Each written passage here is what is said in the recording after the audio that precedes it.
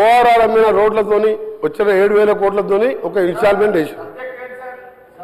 Subject రైతులకు సంబంధించి వారు మాట్లాడింది. రెండవది ఎక్సైజ్ టెండర్స్ ఒక 1 year తర్వాత పెట్టే టెండర్స్ని 2,000 కోట్లు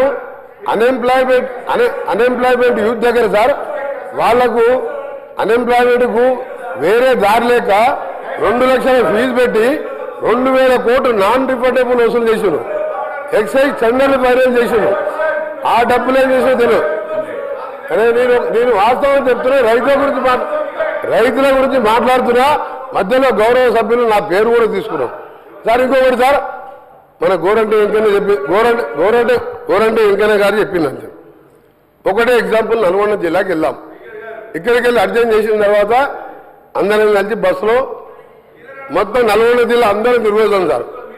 నల్గొండ జిల్లాలో ఒక్క కొత్త ఎకరానికి ఆయకట్టు 10 ఏళ్లలో ఇచ్చినట్టు రుజువు చేస్తే నేను ఇక్కడి నుంచి రాజీనామా చేసి రాజకీయాలు బంద్ చేసుకొని, అంటే నల్గొండ జిల్లా కూడా తెలంగాణలోనే ఉంది సార్. మొత్తం కానీ నేను చాలా సీరియస్గా చెప్తున్నా. ఎందుకంటే నేను జిల్లాలో ప్రజల మధ్య ఉండే అందరిలాగే నేను కూడా ఒక్క జిల్లా ఒక్క ఎకరానికి సార్ ఒక్కటిసారి ఎగ్జాంపుల్ సార్, మా ఏం మార్పు మా కొండపోచమ్మ, మల్లన్న సాగర్, రంగనాయక్ సార్ కడుపు నిండా నీళ్లు ఉంటాయి సార్. ఆడ నుంచి ఒక 200-300 కోట్లు పెడితే ఆలేరులో గంధమల్ల రిజర్వాయర్ వేరే టెండర్ పిలిచిండ్రు, క్యాన్సల్ చేసిండ్రు. 16-20 కిలోమీటర్ లైన్ వేస్తే 1,50,000 ఎకరాలు నీళ్లు సార్. నీళ్లు లేక ఎండిపోతే మా ఐలయ్య గారు నిన్నమన్న 90 చెరువులు నింపుకున్నాడు. బస్వాపూర్ రిజర్వాయర్ సార్ కొండపోచమ్మ కిందకు ఉంటుంది. వీళ్ళకి తెలియాలని చెప్తున్నారు గారు. ఆఫీసర్లు మిస్గైడ్ చేసిందా వీళ్లకు తప్పుడు ఆ నుంచి సార్ బస్వాపూర్ నుంచి భువనగిరి కాన్ఫరెన్స్లో మేము ఏదైతే సార్ నేను సబ్జెక్ట్ డిబేట్ అయితే నేను ఓన్లీ రైతుల గురించి మాట్లాడుతున్నా. వాళ్ళు ఒకప్పుడు తెలంగాణ ఎట్లుందో లేడు సార్. మా గౌరవ సభ్యులు కేటీఆర్ గారు ఒకప్పుడు తెలంగాణ ఎప్పుడుంది, తెలంగాణ వచ్చినాక ఎట్లుందంటే, తెలంగాణ వచ్చినాక మొత్తంగా నష్టపోయింది మొట్టమొదట నల్గొండ జిల్లా సార్. జగన్మోహన్ రెడ్డి గారితో ఒప్పందం పెట్టి నువ్వు పోతిరెడ్డిపాడు తీసుకుపో, రాయలసీమ లిఫ్ట్ ఇరిగేషన్ తీసుకుపో అని చెప్తే 2 పంటలకు డ్రై క్రాప్ హాలిడే ఇచ్చిన అధ్యక్ష, అది పోయింది. మల్లన్న సాగర్ 50 TMC ఉండి కిందికి ఇస్తే మా భువనగిరి, ఆలేరు, చిట్యాల వరకు అలైన్మెంట్ చేసాను. దాన్ని టేకప్ చేయలే.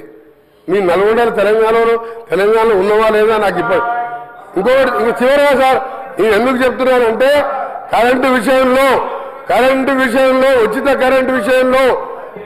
కరెంటు విషయంలో భారతదేశంలో ఆ హక్కు చెప్పే ధైర్యంగా ఆ పెటెంట్ ఎవరిదంటే కాంగ్రెస్ పార్టీ దాన్ని ముమ్మాటిగా చెప్తున్నా అధ్యక్షది. ఆ రోజు రాజశేఖర రెడ్డి గారు ప్రతిపక్ష నాయకునిగా మేనిఫెస్టోలో పెడతామంటే ముందుగా మా నాయకురాలు సోనియా గాంధీ గారు ఒప్పుకోలే. అది ఇంపాసిబుల్, రైతులకు ఇయ్యలేమంటే వారిని రాజశేఖర రెడ్డి గారు ఒప్పించి ఉచిత కరెంట్ అనే దాన్ని ప్రవేశపెట్టి ఆ రోజు 9 గంటలు ఇచ్చిన అధ్యక్ష. అప్పుడు వీరు మాట్లాడతారు అధ్యక్ష, నేను హరీష్ రావు గారు కానీ కేటీఆర్ గారు కానీ 50 ఏళ్ళు మీరే పాలించిందని. 50 ఏళ్ళు సమైక్య పాలనలో ఆంధ్ర ముఖ్యమంత్రి ఉండి పొరపాటున మధ్యలో 2 సార్లు తెలంగాణ ముఖ్యమంత్రి అయితే సంఖ్యాబలంతో వాళ్ళని పదవి దింపితే మా నిధులు నీళ్లు నియామకాలు లేక అందరం ఆఖరి సొంత పార్టీ మీదనే పోరాటం చేసి తెలంగాణ తెచ్చుకున్నట్టుగా అధ్యక్ష. మాకు అదేం అవుతుందనే కదా, దాన్ని అన్యాయంగా దళితుని ముఖ్యమంత్రి చేస్తా, 3 ఎకరాలు ఇస్తా, నీ బిడ్డలో అనుకుంటా మోసం చేసి 10 ఏళ్ళు పాలిస్తుంది. ఇవాళ మేము 10 ఏళ్ళ కర్మ మీది. 50 ఏళ్లలో నాగార్జున సాగర్ కానీ, శ్రీశైలం కానీ సార్, శ్రీశైలం ప్రాజెక్టు కానీ, సాగర్ కానీ, శ్రీరామ్ సాగర్ కానీ, వరద కాలువలు కానీ ఇవన్నీ పూర్తి చేసింది మేము ఆ 50 ఏళ్ళ. అయినా ఆంధ్రులు మాకు సరి అయిన నిధులు ఇస్తలేరు, మా ఉద్యోగాలు తీసుకుపోతున్నది కొట్లాడి తెచ్చుకుని తెలంగాణలో మోసంతో అధికారంలోకి వచ్చి 10 ఏళ్లలో 40 కుటుంబాలు బాగుపడ్డాయి అధ్యక్ష. వీళ్ళు అంటున్నారు కరెంట్ ఇచ్చిరు, నీళ్ళు ఇచ్చిరు అని. ఏమి ఇయ్యలే అధ్యక్ష, ఏమి ఇయ్యలే. ఇవాళ 100 ఏళ్ళు వెనకకి తీసుకుపోయి కళ్ళకి నీళ్లు పెట్టుకుని ఊళ్ళల్లో పోతే మనం పైసా జమ చేసి 25 లక్షల మందికి 2 లక్షల లెక్క. నువ్వు లక్షిస్తాను హరీష్ రావు గారు కూర్చో, లక్షిస్తాను. 6 ముక్కలు చేసావు. 6 ముక్కలు చేస్తే బ్యాంకు వాళ్ళు వడ్డీకి ఎన్నికమైంది. 1,50,000 కోట్లు అప్పు తీసుకొస్తే మేడిగడ్డ అన్నారం సుమ్మిలా కడితే వెదిరే శ్రీరామ్ అని వాళ్ళు ఇచ్చిండు. రేపో మాపో అవి కూడా కూలిపోతాయని చెప్పిండు. ఏం చేశాను? కూలిపోయే ప్రాజెక్టు కట్టావు, మొత్తం మోసం చేసినావు, మీ కుటుంబాలు బాగుపడ్డాయి. పోదాంపా తెలంగాణకి ఎవరికి వస్తుందో 50,000 కోట్లు. 50,000 కోట్లు అధ్యక్ష, 50,000 కోట్లు మిషన్ భగీరథ. ఇంటిని నీళ్ళు ఇవ్వకపోతే ఓట్లు అడగలను. పోదాంపా సిరిసిల్ల ఊరికి పోదాం, సిరిసిల్ల గారి సిద్దిపేట గారి ఒక ఊరికి పోదాం, మళ్ళా ఇప్పుడు నీళ్ళు వచ్చినాయంటే మళ్ళీసారి మేము ఓట్లు అడగాం. ఒక్క దగ్గర లేదబ్బా 50,000 కోట్లు తినేసిండు. మిషన్ భగీరథ మీద 50,000 కోట్లు తినేసిండు.